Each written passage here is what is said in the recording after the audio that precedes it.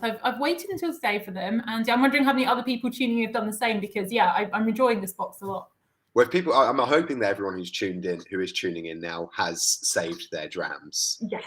If you haven't, please let us know. Yeah, amazing. Also, like sneak peek tasting notes. I do also quite like those as well, though it does up the FOMO a little bit. But, yes, no, absolutely. I've actually just kind of mildly opened mine because I pre-opened them just in case I do something ridiculous. And that peat that I'm already getting from this Glenturret is it's lovely. So it's getting me right in the mood. So exciting. And yeah, this is a really interesting one because obviously we'll dig into peat a lot, I feel, during this tasting sesh. But just to say, if anyone's worried about it, if you think you don't like smoky whiskey, then don't panic. Don't panic. Stick with us. We'll talk about it. We'll talk about adding some water and things like this and what you can do if you're new to smoke. But yeah, I'm excited for it. I think it'll be really, really great. We've changed quite a few opinions here on Pour and Sip about smoky whiskey. So if you are new to us and this is the first time you're joining in a live tasting and you're unsure about smoky whiskey, well, there's no better time like the present to try it. And hopefully tonight there'll be something you might like one. So let's get moving. So if you are new here as well, please get involved in the comments. The great thing about Pour and Sip is the community and how engaging, you guys are. That's what makes the tastings what they are, really. It's nothing to do with me and Christy. So please get involved with your tasting notes. There is no wrong tasting note. There is only opinions. So exactly. And this is it. So yeah, if February is your first box, then welcome along. If you missed our first tasting, also let us know if tonight is your very first live tasting. We'll give you a little shout out. But we love your comments so much. Like Andy said, it's not just tasting notes either. Obviously, we want to know what you think about these whiskies because we love them and we want to hear what you think. But we also want questions from you for our guests. Every single live tasting we have guests. We've got 2 guests, a guest from each distillery this evening, which is very, very, very exciting. Like wonderful folks. So if you've got any questions about whiskey, how it's made, it can be general, it can be about the distillery, it can be about this particular whiskey, just get involved and we will put as many of your comments and questions to everyone as we can.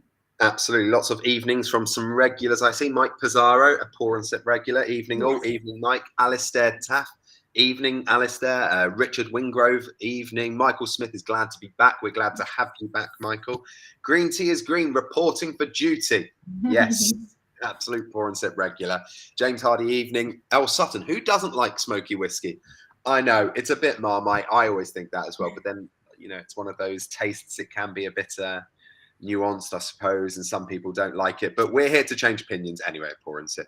Steve Coleman Williams, Pour and Sip changes opinions on all sorts of whiskey. One of the reasons I don't shut up about it. Oh, I love that. Please continue not to shut up about it. Please continue to talk about it. That is exactly what we've done. And we've tried so many different whiskies over the last year. And if you are new to us, just be prepared for all the different styles of whiskies and the things you never thought you would have tried, or the things you never thought you would have liked. And smoky whiskies have been one of those as well. Lots of people have been, I didn't think I'd like that, but wow, that's amazing. Michael Smith, incidentally, this is my 12-month box from Pour and Sip. Woohoo! Yes, 1-year anniversary. Congratulations. Reverend Kevin Wright, question, what is the design in the Pour and Sip background? I can see a glass. What's the other thing? Oh, I love it. It's a dram. A little mini dram in stylized form. And a little bit of like a barley leaf as well. Barley leaf? Yes. That's not a leaf. What is it? Kernel? Can you tell I'm not an agriculturalist? Anyone who is a botanist, agriculturalist, what do we call it? A stalk? Maybe our guests might be better to ask for that one. The raw ingredients, all the things that make whiskey wonderful. But no, this is amazing. And yes, happy anniversary, I guess, to Michael Smith. Pour and Sip anniversary. We love it. And yeah, just to say as well, like we love hearing from you guys, not just on the live tastings, which is obviously magic, but do keep in touch all month long on the Pour and Sip socials and check out the digest on the blog. And yeah, we just want to hear from you. We just love chatting about whiskey. So the more the merrier in terms of hearing from you all. Absolutely. On that note, I feel like we should probably have some whiskey. What do you think? I'm dry. I need to, this is going to be my first one of the day. So very exciting times. Yeah, no, same. Head of barley, says Malcolm Tucker. Head of barley, well, there you go. We'll go with that. You learn something new every day. Also, just as a brief confession before we move on to the whiskey, we'll have Kiara from Bunnahabhain on just very shortly. A theme that I want to discuss with people, let me know on social media if anyone else. I got into Wordle this week, and I feel like barley could be a really good Wordle word. But anyway. I haven't yet. All I just get is posts from people like you who have got into it. And I'm just going, what is it? What is this game that I'm missing out on? Should I join in? Should I? Also, whiskey. Maybe we should start a whiskey wordle. Anyway, enough of this. Enough of this. Let's go on to the actual whiskey and let's see if Chiara is here. We'll bring her in. Our first guest of the night. Hey, Chiara, how are you doing? Hi. Amazing. How was your day so far? Good, although I haven't done my wordle of the day, I have to say. I'm a huge fan as well. Oh my gosh. Okay, no spoilers, but I love this. Apparently to Jamie, there's dawdle, which is double wordle, which sparks the brain. Ooh, I like it. I like it a lot. On that note, Andy, we're going to get rid of you briefly, but don't worry, Andy will be back. I'm used to it. It's fine. Bye, everybody. But do taste along. See you in a bit. How exciting! It's whiskey o'clock. I've been looking forward to this all day because Bunnahabhain, and I don't say this lightly, it's one of my all-time favourite distilleries. I think it's got the most beautiful outlook. It's incredible, and we've got you here to talk with us about it all. But tell us about you first of all. So, Chiara, how are you involved with Bunnahabhain? What's your role? And why do you love the distillery? Oh, thank you so much for having me. Do you know, I have to absolutely agree with you, although I'm a little bit biased. I think it is an absolutely magnificent distillery. So I've had the pleasure of working with Distill whiskies for the last 2 years. And I've worked across spirits for about 7 years. So I work in marketing. So I sit on the global team. And Bunnahabhain is one of the brands I work on, so it's a pleasure and to be able to pop over to Islay every so often and drink in that kind of Islay spirit and enjoy Drams overlooking the beautiful Bunnahabhain Bay is an absolute joy. So can think of a lot worse things to do, that's for sure. Yeah.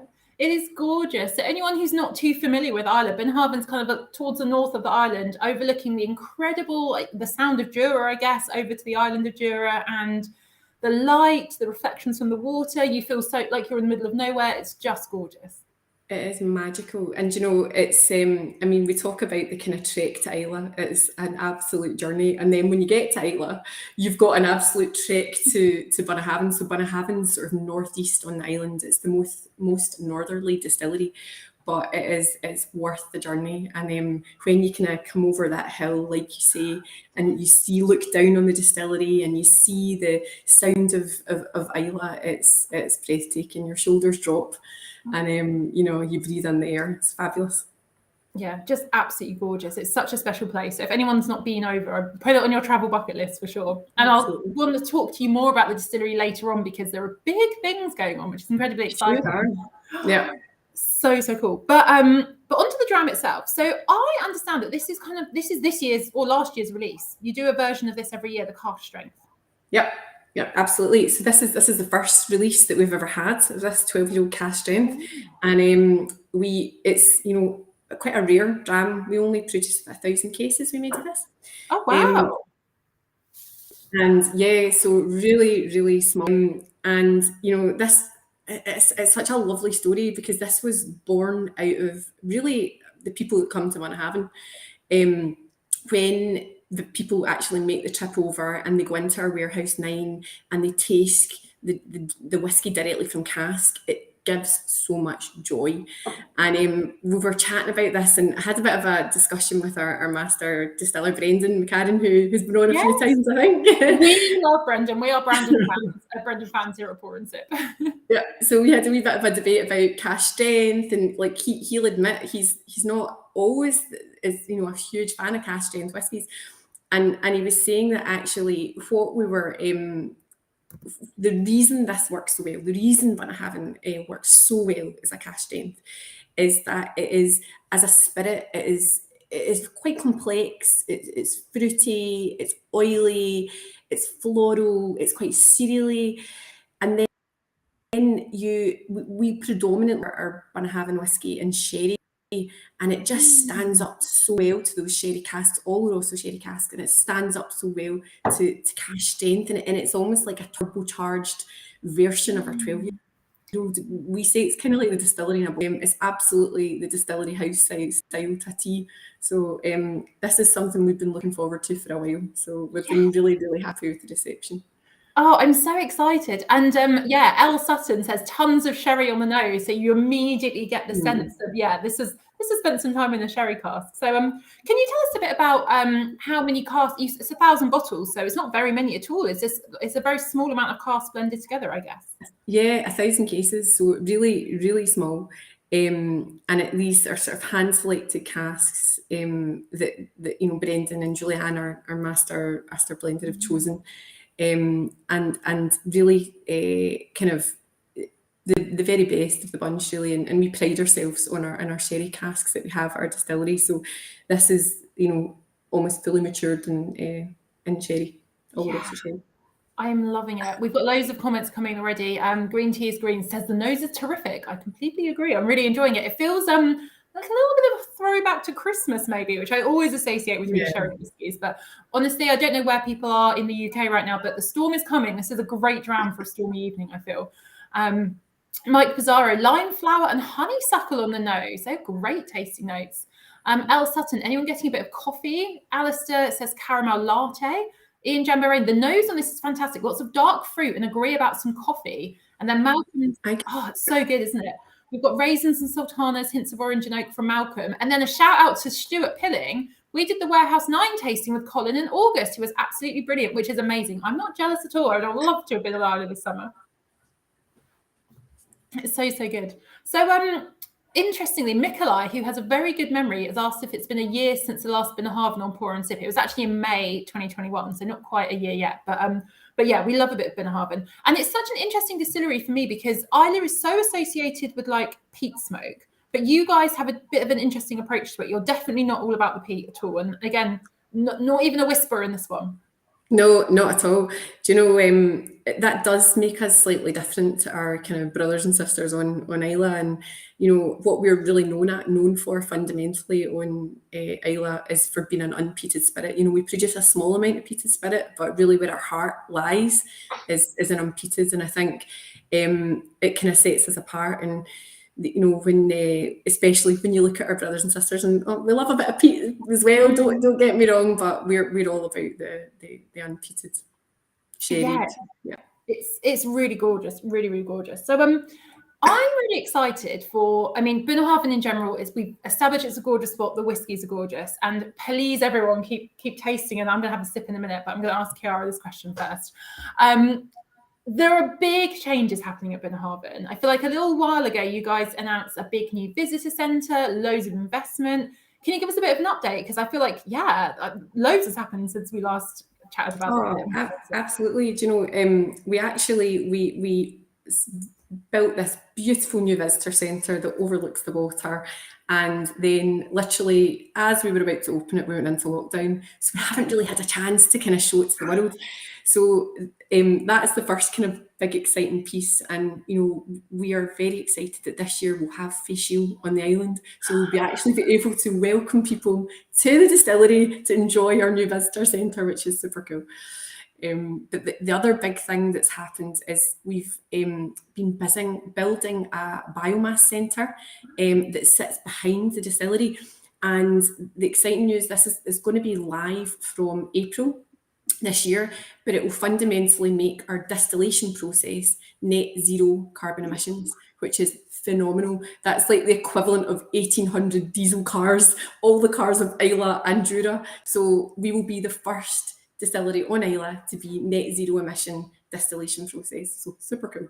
That is absolutely phenomenal. And I didn't know that it was going to be net zero. I knew that you were doing quite a lot to make distillation and whiskey production greener because, let's face it, is a pretty energy heavy thing to be doing. It 100% is. And that's purely the distillation process. We've got a long way to go across the business, don't get me wrong, but it's a great first step and something we're really proud of. So this is incredible. I'm going to cheers to that and have my first sip. Cheers to you and cheers to everyone at Pour and Sip. Do enjoy. And there's so much more to unpick from this. I'm going to have a little sip. Oh my goodness, this is lovely. Absolutely getting all of the chocolate that everyone's been talking about. Yep. And raisins and what are you getting on it? A bit of clove, a bit of spice coming through as well. I really get those Christmas notes, kind of Christmas cake as well. Yeah, it's gorgeous. P. Burnett is getting vanilla and Christmas purge, spot on. Ian Turner, nose is wonderful, smooth and fruity. 55.1%, which I'll come back to in a second, not harsh at all. Trevor, chocolate cherry liqueurs. Malcolm Tucker, palette, coffee revels. Oh, that's a throwback. I haven't had a coffee revel in a while. More fruit, dried fruit and Jamaican ginger cake. Stuart McGregor, very smooth given the strength. Could drink this all night. Mike Pizarro, okay, that tastes a lot stronger than those suggest. Took me by surprise. Once past that, it's pretty special. Your Uncle Banya, net zero is amazing. It's very, very cool. Mike Pizarro's clapping net zero achievement. Jim Brannigan, very smooth for 55%. We're getting lots of comments about this.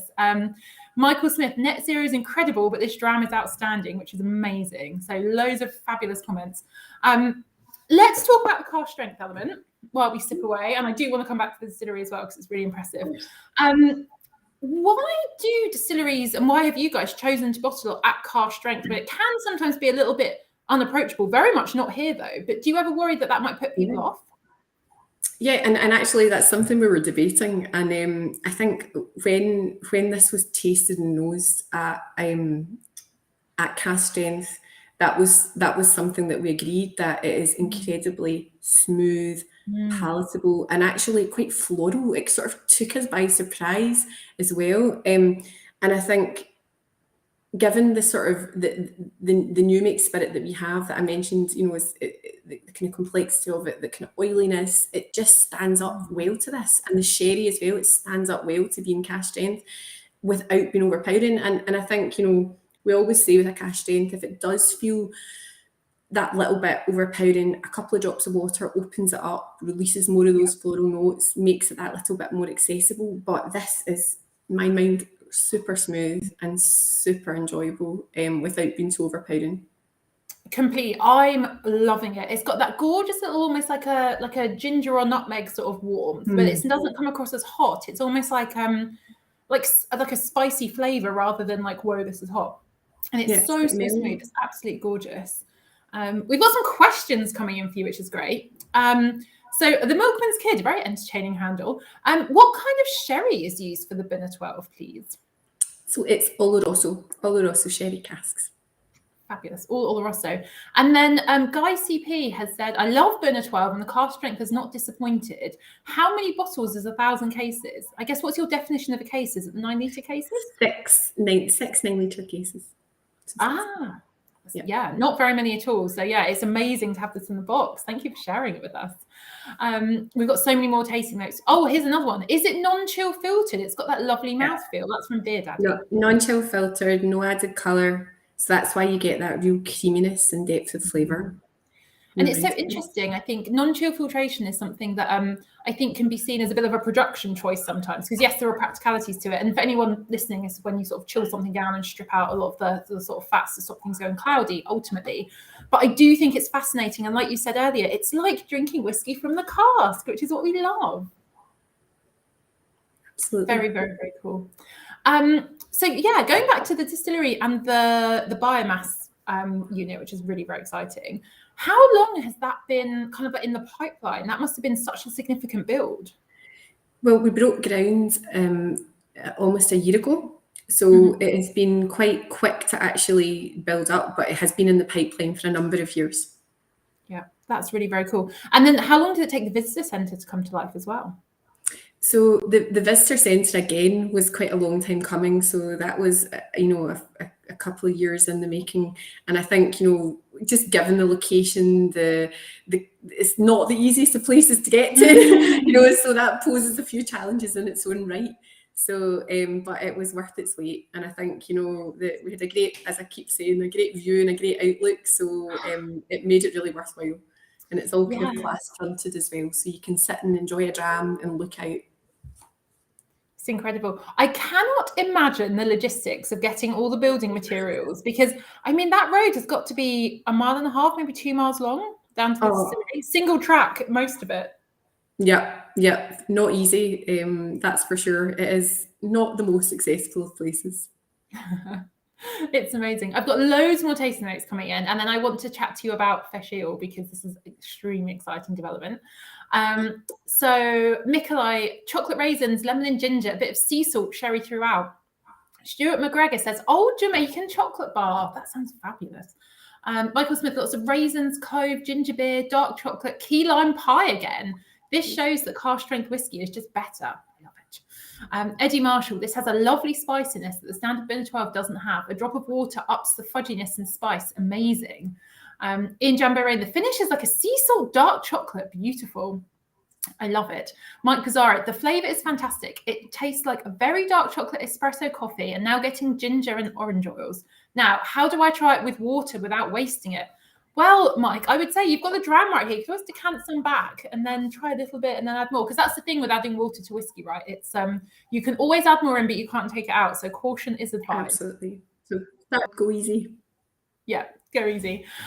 Before we talk about fresh ale, we've got a question from Tom for you. He wants to know if you where you mature your single malt. Is it on Islay or is it on the mainland? It's on Islay. Is all of it we've got warehouses. So predominantly, the majority of our stock is matured on Islay. A small is at some of our other distilleries, but the majority is on Islay. Is that quite unusual? Because obviously Islay's a fairly small island. We're a fairly small distillery, actually, and we only sell around 80,000 litres of whiskey a year. So I think comparative to some of the bigger kind of distilleries and bigger brands, we're still pretty small. Yeah, it's amazing actually. And I feel like the family of distilleries that you're part of, they all seem like very small and very like directional in terms of flavour and really quite traditional still. That's how it definitely seems anyway, for sure. Yeah, and they're phenomenal brands, and they still feel they've got so much kind of integrity, and they're almost like little kind of cult brands bubbling away. So it's our job just to protect them and just let our great whiskey makers make great whiskey. I mean, what a job to be making whiskey on the island of Islay. Like, I actually can't think of anything more fabulous. It's so exciting. Speaking of Islay and how gorgeous and glorious it is, talk to us about fresh ale this year. Is it too early, I imagine, maybe? Is it too early to tell us some plans? Give us a sneak peek. Well, the sneak peek that I can give you is that we have got some crazy exciting drams coming out. We have more than one. We have a few, let's just say, of some really exciting drams, and we've got some really exciting things planned at the distillery when on Bunnahabhain Day. So I think that is the Friday the 3rd, I would say, of June. And then for those that can't make the journey, because many of us can't get all the way over to Islay, we will have some really great whiskey tastings and exciting stuff to share all around that kind of period of time, so that if you can't make it, there'll still be lots of great stuff and great whiskies you can enjoy. And you know what? That, I think, dare I say it, might have been a good thing to come from the pandemic, is that virtual tastings like this happen a lot more now. And I feel like I've been so lucky to come to the festival. Obviously, we hung out with you guys at Bunnahabhain at the festival. But it's such a really small event. So I think maybe sort of 3,000-4,000 visitors coming to the island. But there are thousands of whiskey lovers around the world. So it's amazing. I'm very, very thankful that you are doing virtual events as well.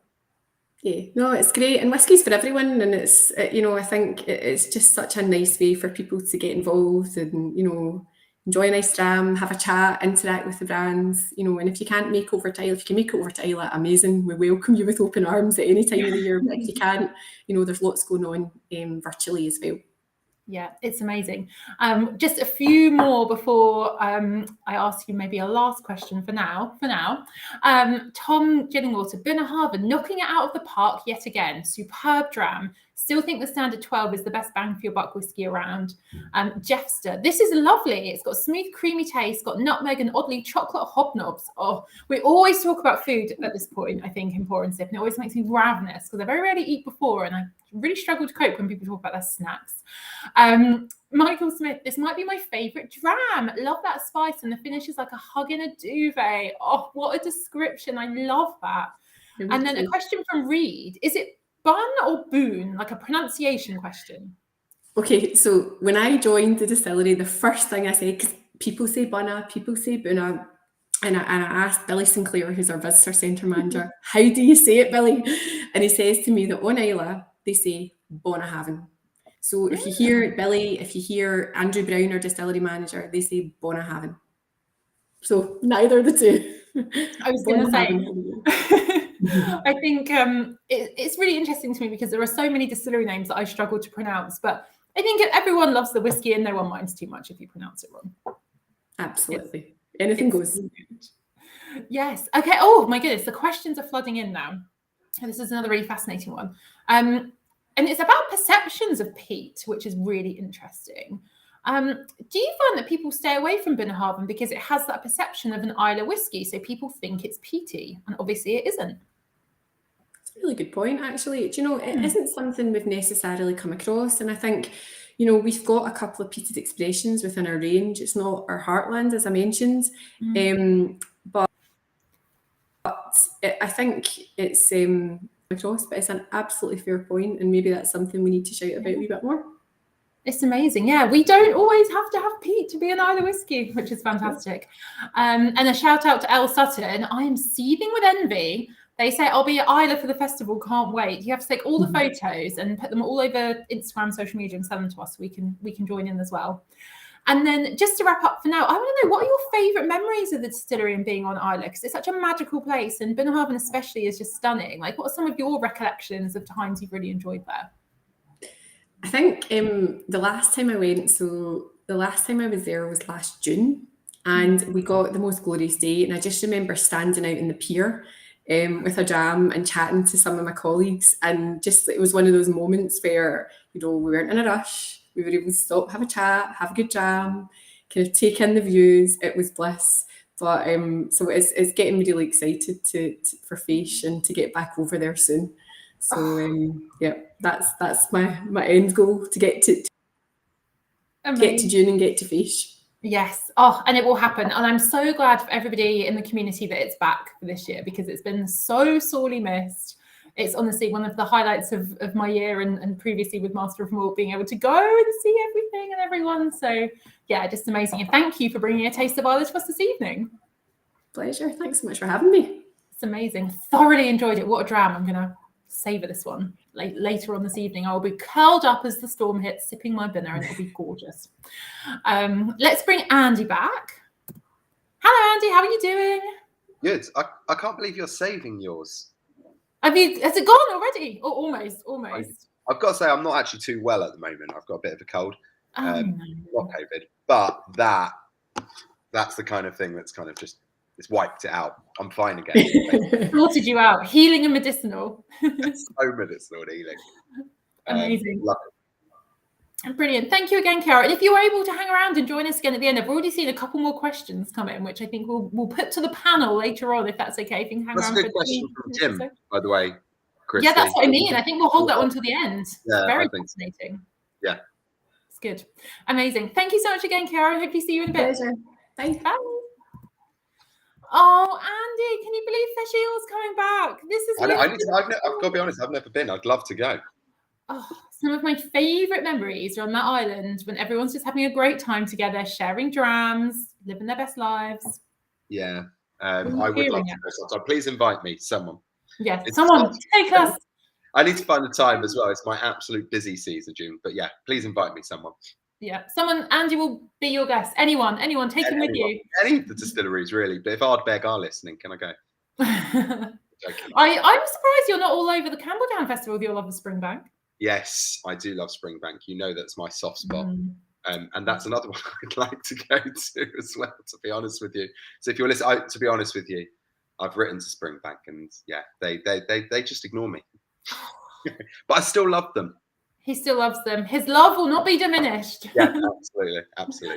Amazing. On this note, should we bring our next guest? Because this is a distillery that is, again, very close to my heart. It's one of the first distilleries I ever visited on my whiskey journey. And it's really exciting because it's been through quite the transformation. We'll bring in Jamie and hear all about it. Hello, Jamie. How are you doing? Hi, I'm doing fine. Thanks very much. Nice to see you both. Yes, marvellous. I'm very excited to hear all about what's going on at Glenturret, but I will leave you safely in Andy's hands. And I will taste along. Bye, Christy. See you in a bit. Oh, let me actually take myself off, not someone else. See you in a bit. Hi, Jamie. So I think on that note, we should probably first a bit of congratulations for recent news. So if you want to tell everybody the kind of big news that's happened at Glenturret before we start talking about this whiskey and the distillery itself. So yesterday, the Michelin Guide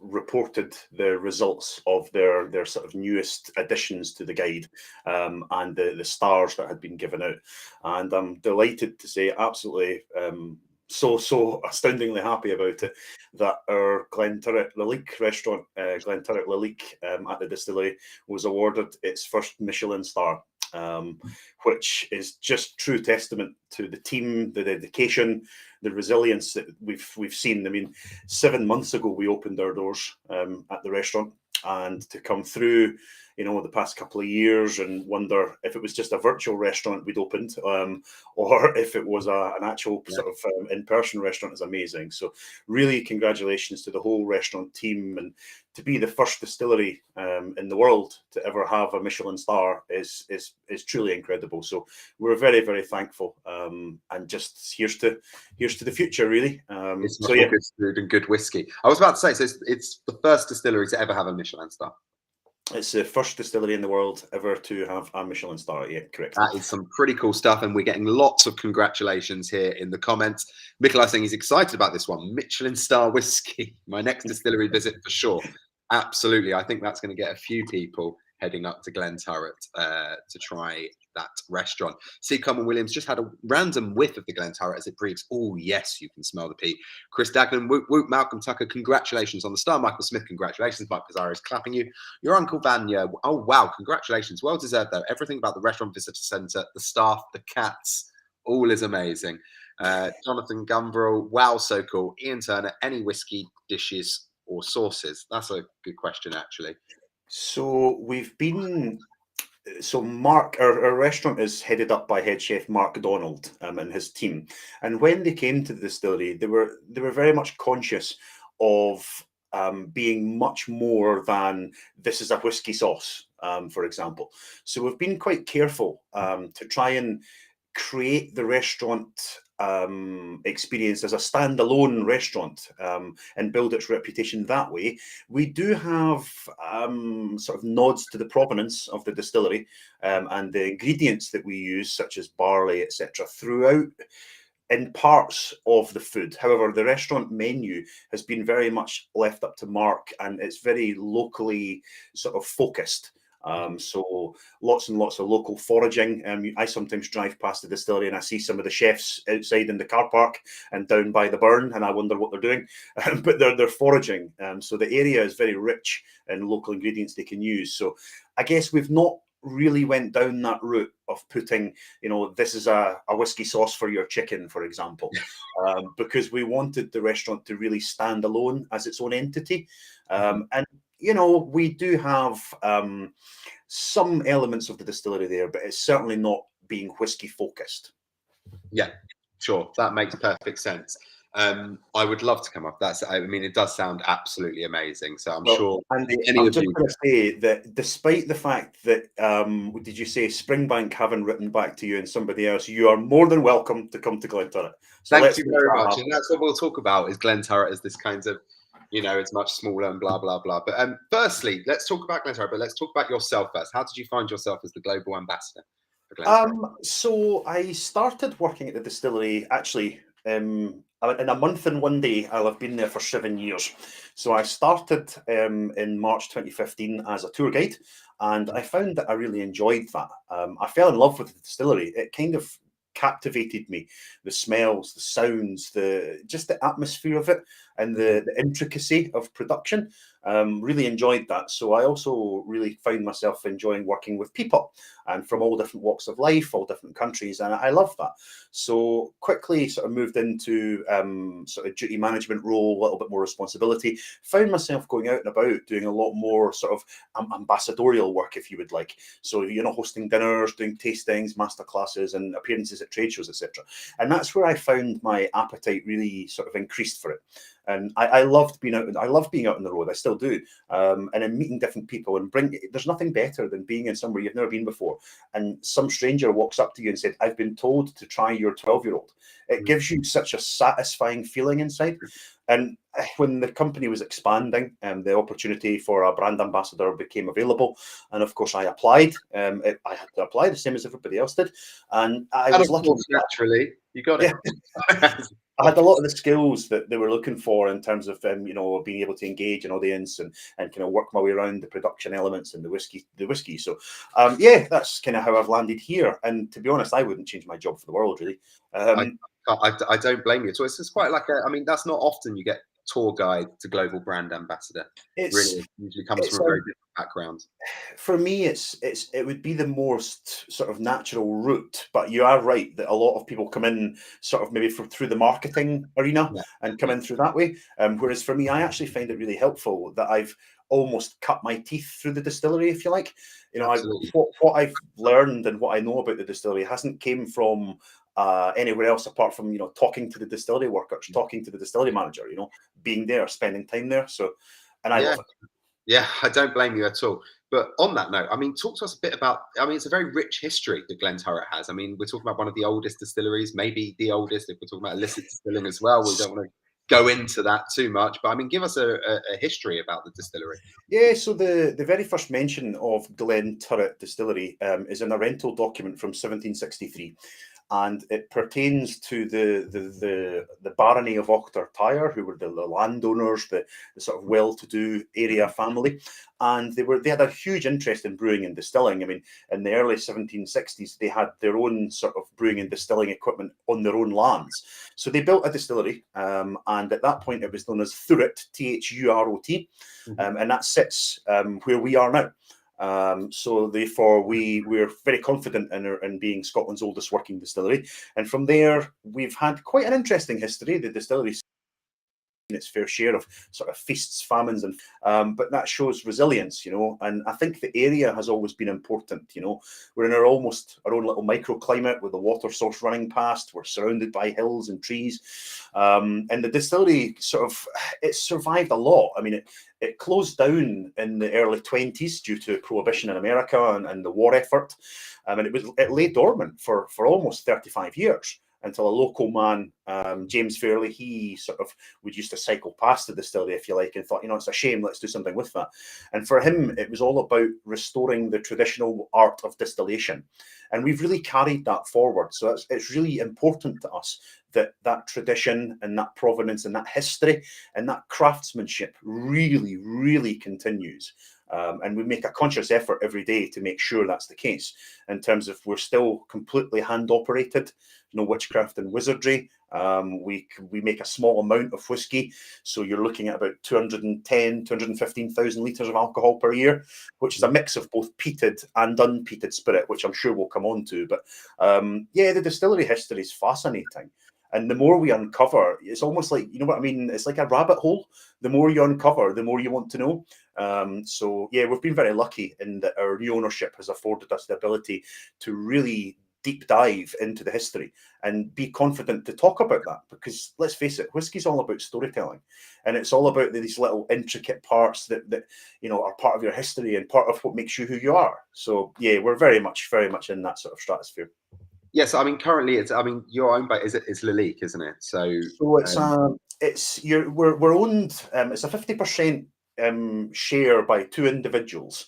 One man is Hans-Jörg Wyss, who is a Swiss originally American businessman who started the Hans-Jörg Wyss Foundation to sort of combat social injustice and equality. He won the National Geographic Philanthropist of the Year in 2019. Interest in wine, so he's based in Halter Ranch in California, a vineyard. And then our other owner is a man called Silvio Denz, who leads the Lalique Group partnership with us. So he's the executive chairman of the board of directors for Lalique. Again, has a real interest in wine, which is really great for us because we have some access to some really cool casks for the future. And of course, the two of them, one of the main reasons they bought Glenturret is because they've seen it as a historic heritage property and story that had perhaps never been given the attention it had possibly deserved before.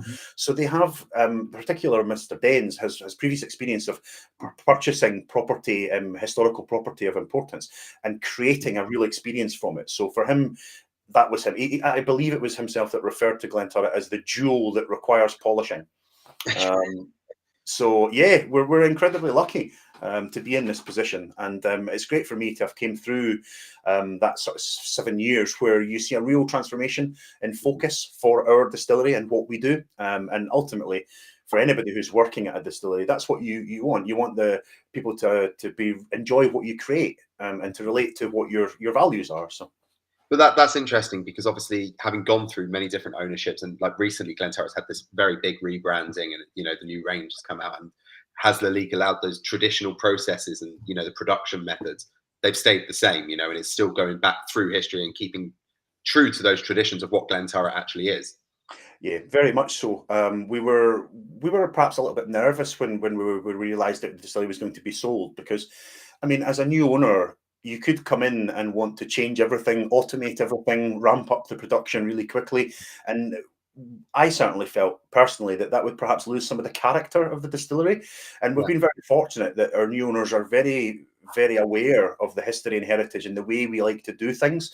And that works very well for us. And of course, we will increase the production naturally over the next few years. But one thing that we'll never do is let sort of quantity overtake quality, because that's just not what we're about. I think with whiskey drinkers nowadays as well, transparency is so important in what we do. And we, like you said, it is storytelling. And when you have rich history like that, it's very obvious if a new ownership comes in and instantly your product's straight on the supermarket shelves and blah blah blah. It's important to kind of keep true to those traditions and the kind of the ethos of the distillery, to stay true to it even with a new ownership. Yeah, absolutely. And I think that sort of understanding that the generations of distillers and owners that have came before us, they've all contributed something to the Glenturret. And I certainly think of myself as we're almost sort of custodians of it at the moment. So we have to do our very best to keep those traditions going and respect the past, but also keep one eye on the future, so that when I'm not here in 100 years, the distillery still will be. And we're just a chapter of that history. And that's very much our thinking. Absolutely. So talk to us about like the house character of Glenturret and what sets it apart from other kind of whiskies in general. So in terms of our distillery signature or character, if you like, our new make spirit is very unique. So we still hand mash currently, and we sort of have about 90 to 100 hour fermentation in traditional Douglas fir wooden washbacks. Our distillation is intentionally slow, so the wash still runs between 7 and 9 litres per minute. It's a very large bulbous base, got a boiling ball in the middle, quite a tall neck. And the spirit still, when it's running on spirit, it runs between 7 and 7.2 litres per minute. So it's intentionally slow. So that gives us a really interesting, soft, subtle, delicate new make spirit. It's got a real sort of citrus vibe to it. So, I mean, citrus, overarching, you could say apple, you could say, lemon, lime, but you're in the ballpark with citrus, and it's got a real subtle sweetness to it as well. Our distillery manager, actually, Ian Rennick, who's a wonderful man, he would describe our new make spirit often as like a toffee apple.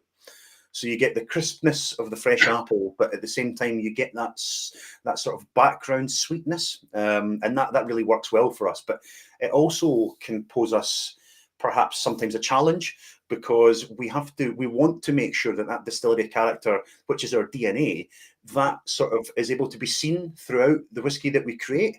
So therefore, we have to be quite careful in balancing cask use and not allowing the cask to dominate the character of the spirit. So we hope that with this range that we've created this year, we've continued to manage to do that, because ultimately the spirit is what's unique to us, and it's what we're very proud of. Yeah. So, I mean, in the range you've got, is it the 12, the 15? So we've got so every year our annual releases will change. So they'll have the same namesakes, if you like. So we have a triple wood, which kind of came with us from our old world, if you like, and joined us in the new. We've got the 10-year-old peat smoked. We've got the 12-year-old, the 15. The 25, a 30, a 33-year-old, which is our Halo product, which is our Glenturret Lalique Provenance decanter. I'm not sure we'll be trying that one on Pour and Sip anytime soon. Honestly, every time I pick it up, I shake. You don't want to be that guy, do you? No. Mike Pizarro is just planning his trip. How comes the Glenturret distillery is so far from the town of Glenturret? It's so far from the town of... Well, that's very interesting. I didn't realise there was a town called Glenturret. We're going to have to get Google Maps up for that one. Does he mean Creef? Or not sure? Mike, if you could let us know, because we're not sure that there is a Creef. I mean, I have to say on that note, a random fact, I know there's a Glenturret Drive in Australia. So that's what he means by it's very far from Glenturret. There we go. Yeah. Yeah, exactly. So you were talking to us about the fact that you produce both peated and unpeated throughout the year.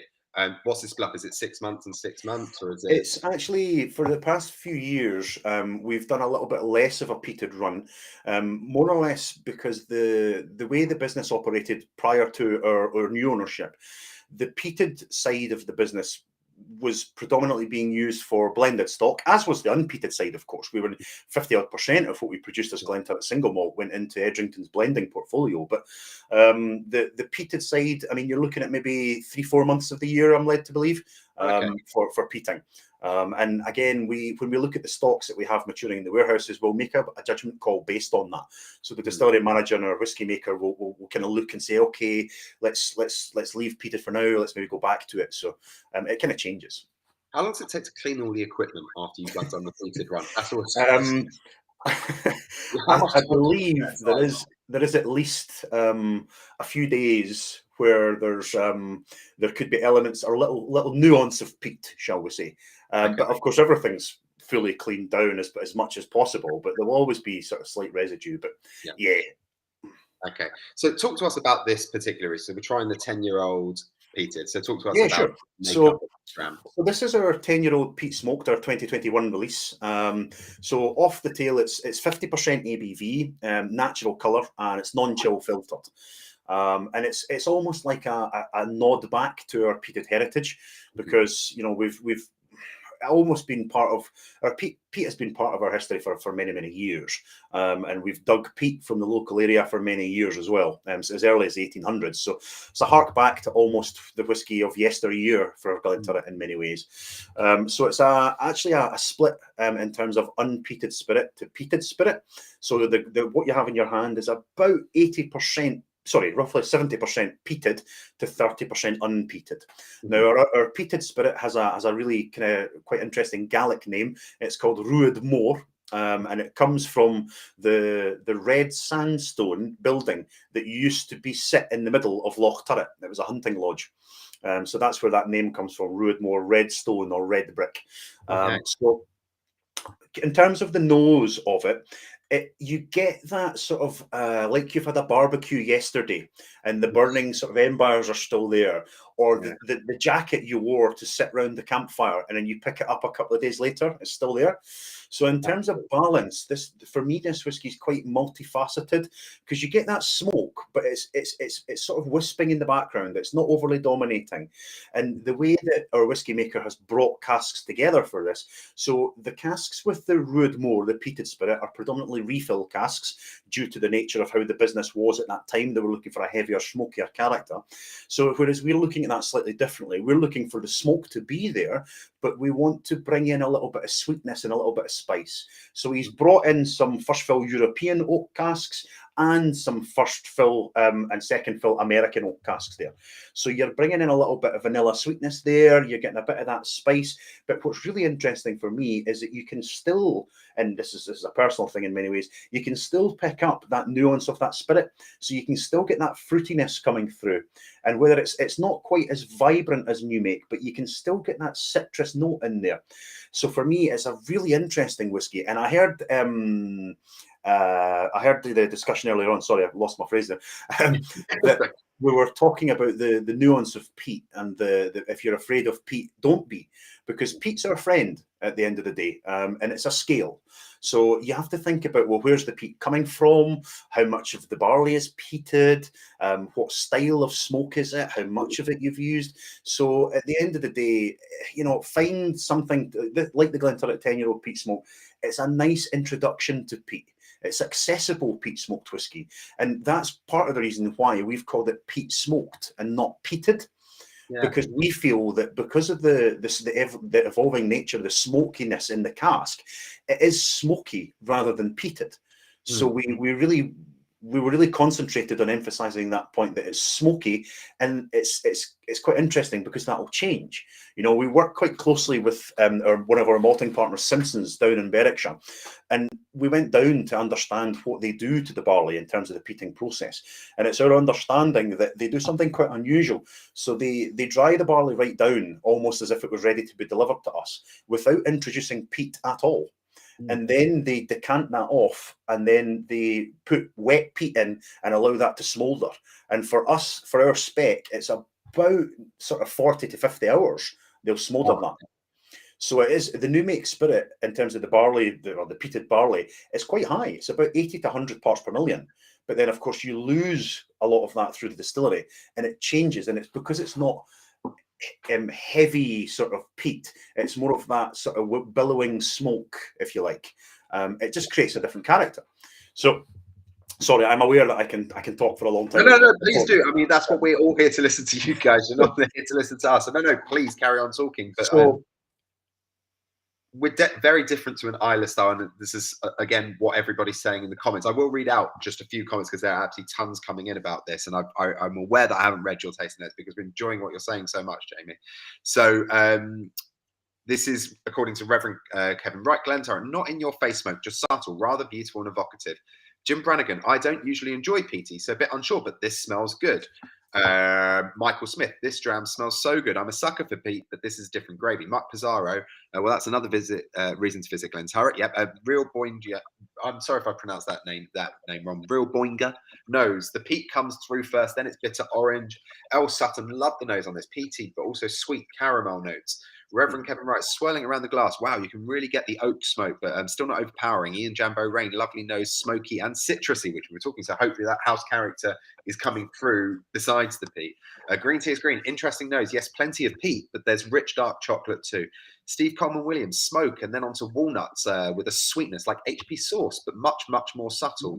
That kind of sweetness. I agree with that completely. Stuart McGregor, nose of smoked fruit, if that's a thing. Malcolm Tucker, nose the peat vanilla toasted oatmeal and curly whirly. I love a curly whirly. Oh, I love a curly whirly. I'm sorry, I'm aware I've missed so many of these tasting notes. There are absolutely tons of them. Michael Smith, it's like a chicory smoked burger with sticky barbecue sauce and cacao. Michael Smith was also saying it's a very savoury dram. This would be great with cured meats and a camembert. Absolutely. Stuart McGregor, really sweet taste, toasted marshmallows eaten by the bonfire. That's absolutely it with this. It's like, for me, it's that campfire kind of peat. It's not the Islay medicinal peat. No. And I think Simpsons have been very open and honest with us, which we really appreciate, and thank you to them for that. That they don't source peat from one place. So they source peat from various different regions in Scotland, and they burn that, or they smoulder it, in our case, together. So you're picking up much more nuances from different geographical regions. So, and that smoke will change depending from batch to batch, which for a whiskey maker can sometimes prove quite difficult, because you've not got often, sometimes you do, but not always got consistency in terms of smoke, which for us is a good thing because it creates variance, it creates difference. And in a world where everybody sometimes wants to be the same, be different, celebrate difference. And we're not trying to be anybody else. We're not saying that this is a peated or we're not trying to be Islay. We're not trying to be anybody else. We're just saying, look, this is our peat smoke take on it. And this is what we believe to be the style. This is what you were saying about what sets Glenturret apart as well. It's that, that's exactly it, really, isn't it? Yeah, we're always very conscious about being as transparent as we possibly can be. We've got nothing to hide. And I think the consumer these days, as we all know, and we were all consumers in our own way, we're much more knowledge rich, but we're also much more knowledge hungry. So yes. It's a bit of a balance. So if a consumer wants to know something and it enriches their experience or their understanding, then by all means, as a distillery, we're very happy to talk about it. And I think that empowers people to understand a little bit more about what we do and understand, the subtleties of what can happen, So I think that's a good thing. Absolutely, I 100% agree. And I think, like you said, consumers nowadays are knowledge hungry. They want to know more about the product. Then transparency is absolutely key. And I think distilleries that are proving hugely successful at the moment are the ones that are providing transparency and storytelling. Reed Barr saying the peated whiskey for people who don't like peated whiskey. I think that could be our next marketing campaign. That's what I was saying. He may have written that for you. And Malcolm Tucker, Lilique, didn't they make a glass? So the Lalique are arguably the world's finest makers of crystal, luxury French crystal. So we do have our beautiful custom designed bottle, which was designed and created by Mark Larmineau, who's the creative artistic design head, design leader for Lalique. And the bottle itself is commercial glass, but we do have crystal decanter that we will release periodically. But we wanted the bottle to represent Glenturret's sort of our feelings on its provenance, its skills as a distillery, being the oldest in Scotland. So very, very wide shoulders, standing tall, very proud. We've got that subtlety to the nod to the sort of Art Deco Lalique on the side. They make wonderful flower vases or water jugs. Once you're finished with the bottle, you've no idea how many people call us and say, "What do you do with the empties?" Yeah, we're very proud of the position that we're in at the moment, and we just hope that people are enjoying our whiskey and engaging with what we're trying to do, because ultimately, you know, that's what will make us continue, and that was what will allow us to continue, is if people are enjoying what we're doing, and you can't ask for much more than that. Absolutely, completely agree with you. Ian Turn, incredibly long finish. I'm on 3 minutes and can still taste the smoke like a good Cubana, so like a good cigar. EJ Walker, this is delicious. One of our favourites. Crescendos throughout the finish. Malcolm Tucker is saying, does the water source come from Glenturret? He's talking locally. So our water source is Loch Turret. It's about 3.5 miles away from the distillery. So yeah. Yeah. Okay. Great. Mike Pizarro, agree. Enjoy listening. So everyone's enjoying listening to you, Jamie. They don't want me interjecting with tasting notes. Tom Gillingwater, sorry, so wonderful to hear people so excited and engaged with their product. Absolutely. Your Uncle Banyaha never thought about the art of peat mingling and mixing as a challenge for master blenders. That's yet another level of craftsmanship. Yeah, we're incredibly lucky that the skill set and experience we have as a distillery team, it brings together lots and lots of different skill sets. So we've got our distillery worker team, which between them, I think they've got about 90 years of experience working in the distillery. Our distillery manager, Ian, has been there for 25 years. And our whiskey maker, arguably the world's best whiskey maker, Bob Dalgarno, who's putting our whiskey together. But, you know, we're all a part of a team, and it's about team success and doing the best that we possibly can for effectively, without sounding too crass, the name that's above the door is what's important to us. So it's about taking Glenturret forward and doing the best for the brand that we possibly can. And yeah, I have to admit that I feel very humbled to be able to work very closely with somebody who has as much experience in the industry as Bob does. But equally so, I feel incredibly proud to work with the distillery team and our distillery manager, you know, because they're just as passionate as I am about what we do, and we really believe in it. We're a very small knit, sort of close business. We were only about 50 people. Across the restaurant, the tourism element, the marketing teams, and the whiskey making team, etc. So, and it's like a family, really, and we all sort of play our little part and come together to celebrate our successes. You know, for example, yesterday when the Michelin were doing the results, we were all, the whole team, were sitting in the restaurant enjoying a wee glass of champagne and a wee cake. So it's things like that that bring us together and foster that closeness and that want to power on and do great things in the future. Absolutely. And we can taste that, the passion in the whiskey, hopefully, and everyone can taste that as well. And we hope absolutely can. I've absolutely loved that, Dram. It's been great talking to you, Jamie. I'm looking at time, so I have to invite Christy back.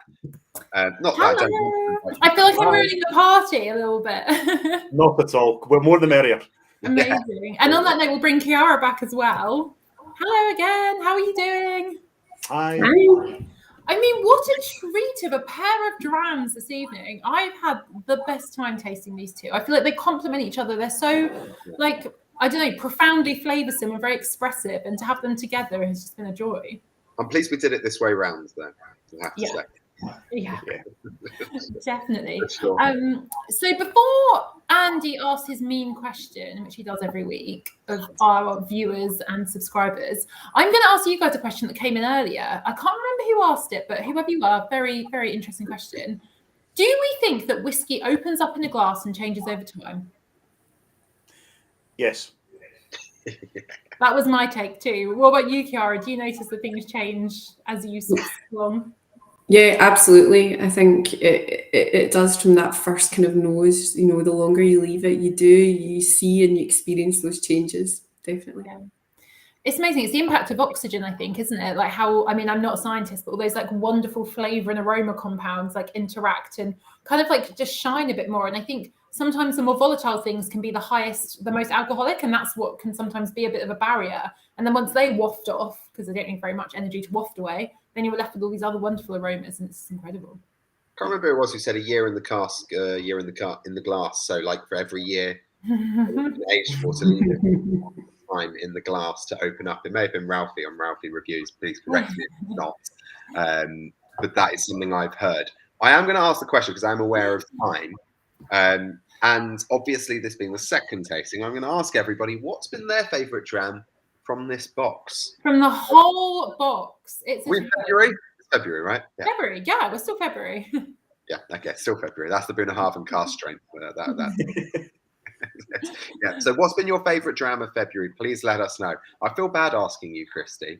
But this is the most horrible thing because I don't know. I've got them all here in front of me because I like to save a little bit so I can reflect and look over my taste notes. I honestly, like as I was saying, way more disciplined than me, Christy. I know. Honestly, I think it's been one of our strongest months. I feel like it's been so different. So for anyone who's just joined, obviously you would have had the box, but for our guests, we've had 4 Roses single barrel 100 proof. We've had Hibiki Harmony, and we've had the 1 Muscatel cask in addition to these. So we've had a geographic spread and a flavour spread. And I think as an introduction to whiskey, if this was anyone's first box, I mean, what a ride. Absolutely. Bourbon, peated whiskey, Japanese whiskey. I'm just thinking now, where do I sign up? Well, interesting you should say that. You can sign up at the Pour and Sip website, in which you will also get discounted members' prices on these bottles, should you wish to buy one.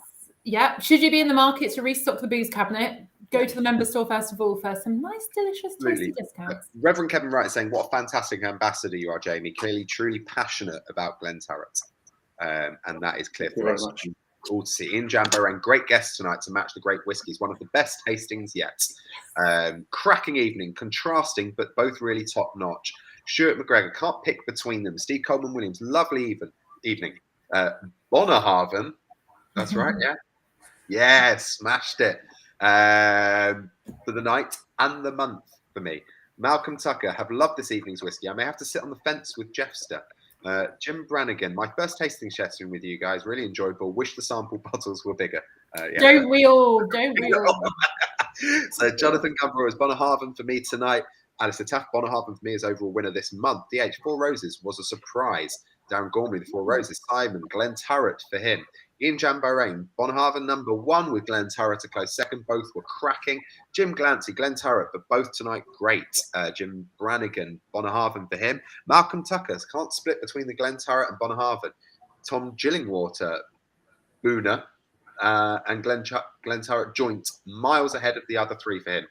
I wonder if that's a memory thing, though, as we've just tasted them as well. Yeah, I mean, but to be fair, they were both outstanding. So yeah. The first part of our tasting, I absolutely had loved some of those. Green Tea is Green Bunnahabhain on the night by a nose tonight for February. Overall, I still think the 1 Muscatel cask, Reed Bar Bond slightly ahead of the Glenturret, a real Boingo favourite from this box. Glenturret, no hesitations. What we are proving here, guys, is whiskey is very, very. Everyone has their own favourite kinds of things. There's definitely no right or wrong answer because we're literally having a nomination for every single whiskey that we've had. Whiskey is the winner. Which is the winner. Yes. Which just goes to show how well these boxes are chosen, let's be honest. That there's something really for everybody in these boxes. Elsutton, Bunnahabhain and Glenturret, 2 fantastic drams. I can't choose between them.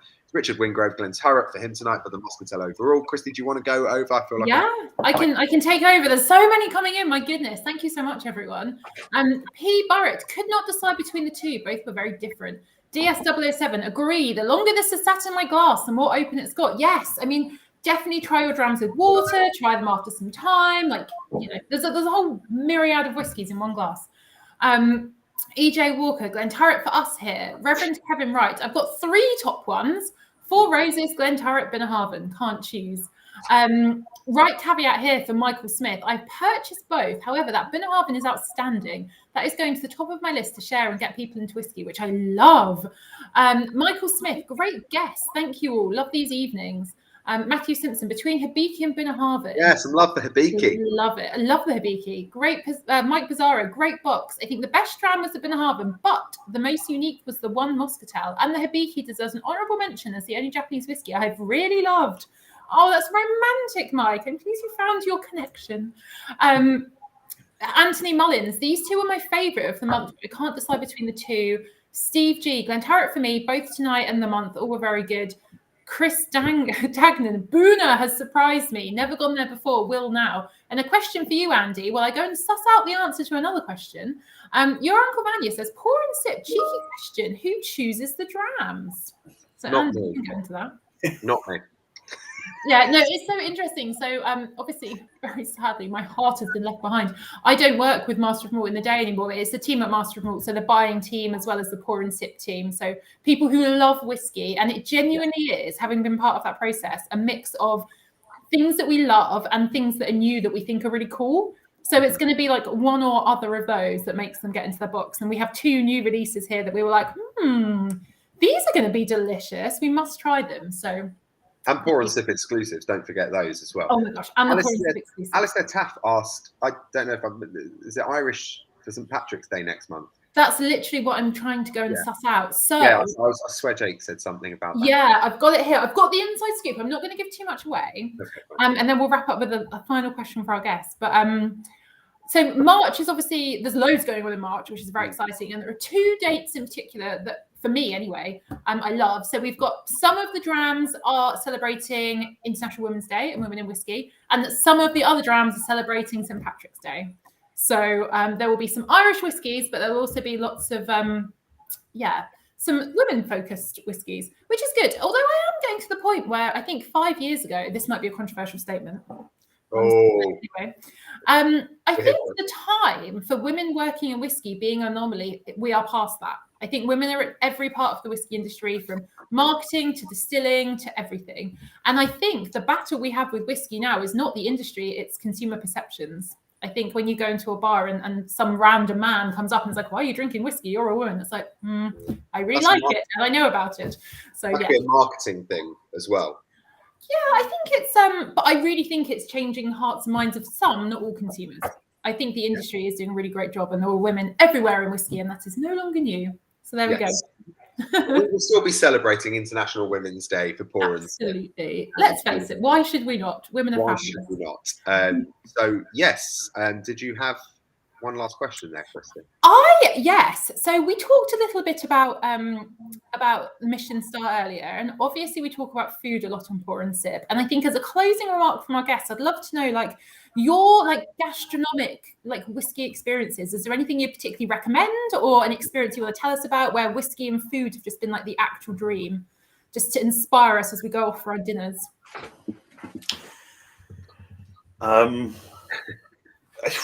Yeah, I mean, I think for me, I have an interesting relationship with food and whiskey combined, because it's, for what I like, somebody else won't, I suppose. But I think one of the nicest things I've ever had was a really nice fillet steak with a peated whiskey sauce, and it wasn't like that traditional sort of creamy whiskey sauce. It was quite earthy. There was quite a lot of spice along with it, but it really complemented the steak very well. And I have to say, it did a great job of helping mop up for the chips, which is a winner. And the other one, sorry, if I can have two, sorry. You can have two. We'll let you. Sorry, I do like food, as my waistline testifies. The other thing that I would say is that a really nice sort of bourbon matured whiskey goes perfectly well with some really good quality ice cream. Just pour it on there and give it a bash. It works really well. So yeah, that's me. That sounds phenomenal. What about you, Chiara? I'm so hungry now, and I'm a vegetarian. They are hard to beat, let me tell you. They sound delicious. Yeah, I have to say, you cannot beat red meat in terms of maybe a little bit of whiskey soda sauce. I actually, and this is the other end of the scale, I once had a whiskey flight with some oysters, and it was really good, really good. The Talisker and oysters has been one of the best whiskey experiences I've had. Yeah, I'm a classic cheese board. Bring me all the cheeses and a selection of whiskies, and I will play around and pair them, and then have crazy dreams afterwards because I just cannot stop eating cheese. Tom Gillingwater says, "Okay, Jamie, enough. Some of us are drooling now." And that's if you've had dinner before. I actually had dinner before, I have to say. So. Did you? Well, what would be your whiskey food pairing though? Oh, steak. I'm the vegetarian. I'm flying the flag for greenness. Although yeah, I love cheese too much to be vegan and claim animal rights. But yes, sensible, good, amazing. Answer. Yeah. Well, what an evening this has been. I've had such a wonderful time. These whiskies have been incredible. Thank you so much, both to Jamie and Kiara, for joining us. It's been amazing. I've so loved chatting with you, Kiara, listening to you, Jamie, and now I'm just ravenously hungry. Should have eaten before. Anyway.